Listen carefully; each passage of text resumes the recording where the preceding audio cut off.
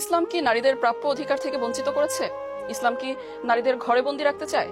তাহলে হযরত খাদিজা কিভাবে মক্কার অন্যতম সফল ও ধনী ব্যবসায়ী হলেন? হযরত আয়েশা কিভাবে যুদ্ধে যোগ দিলেন? নারী অধিকার প্রশ্নে মূল বিরোধের জায়গা হলো ইসলাম বিরোধীরা চায় নারী পুরুষের ইকুয়ালিটি বা সমতা, আর ইসলাম চায় ইকুইটি বা ন্যায্যতা। এই ছবিটি দেখুন। ইকুয়ালিটি বা সমতা হচ্ছে কারো যোগ্যতা বা প্রয়োজন বিবেচনা না করে সবাইকে সমান সুযোগ দেয়া, আর ইকুইটি বা ন্যায্যতা হচ্ছে যোগ্যতা ও প্রয়োজন বিবেচনা করে যার যা দরকার তাকে সেই পরিমাণ সুযোগ দেয়া। নারী ও পুরুষের অধিকার ও কর্তব্য নির্ধারণে ইসলাম ইকুইটি বা ন্যায্যতার বিধান দিয়েছে। পুরুষ শারীরিকভাবে অধিক শক্তিশালী, সে মানসিকভাবেও বেশি চাপ নিতে সক্ষম। তাই ইসলাম তাকে দিয়েছে অর্থ উপার্জন ও পরিবার প্রতিরক্ষার দায়িত্ব। আর নারী অধিক ধৈর্য ও কোমল হৃদয়ের অধিকারী, তাই তার মূল দায়িত্ব হচ্ছে পরিবার ও সন্তান পালন। মূল দায়িত্ব পালন করেও পুরুষ সন্তানের প্রতিপালনে আর নারী অর্থ উপার্জনে একে অপরের সঙ্গী হতে পারে। ইসলামী পরিবারে তাই নারী ও পুরুষ পরস্পরের সহযোগী, প্রতিযোগী নয়, একে অপরের পরিপূরক। ইসলামী পরিবারে নারীর মর্যাদা সর্বদা সমুন্নত, চাই সে অর্থ উপার্জন করুক বা না করুক। এখন প্রশ্ন হচ্ছে, ইসলামী পরিবারের প্রধান কে, স্বামী না স্ত্রী? একটি প্রতিষ্ঠান বা দলের দুইজন তো প্রধান থাকতে পারেন না। প্রধান তো তাকেই করা হয় যে অধিক কর্মক্ষম, অতিরিক্ত দায়িত্ব নিতে প্রস্তুত।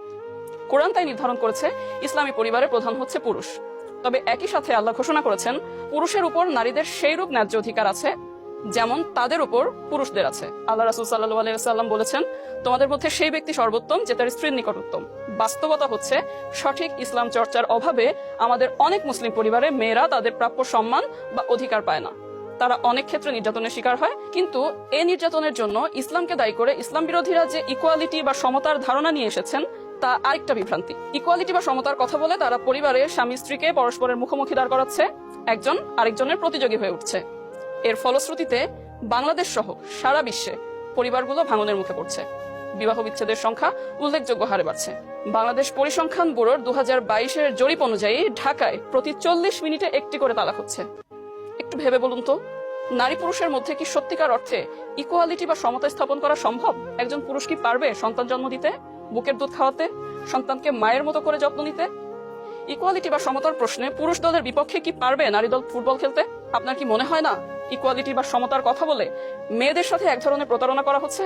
একজন প্রসূতি মা যে তার নবজাতক সন্তানকে লালন পালন করতে দিন রাত পরিশ্রম করেন, তাকে আপনি আবার বাধ্য করছেন পুরুষদের সমান তালে কমপক্ষে 8 ঘন্টা অফিস করতে। এটা কি ইনসাফ হতে পারে?